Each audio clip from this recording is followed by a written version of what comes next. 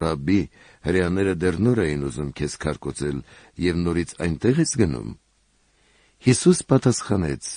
ցերեկը 12 ժամ չունի, եթե մեկը ցերեկն է քայլում, չի սայթաքում, որովհետև այս աշխարհի լույսը տեսնում է, իսկ եթե մեկը գիշերն է քայլում, սայթաքում է, որովհետև հետը լույս չունի։ Այս բաներն ասելուց հետո նորից ասաց նրանց. մեր բարեկամ Ղազարոսը ննջել է, սակայն ես գնում եմ, որ նրան արթնացնեմ։ Աշակերտները նրան ասացին.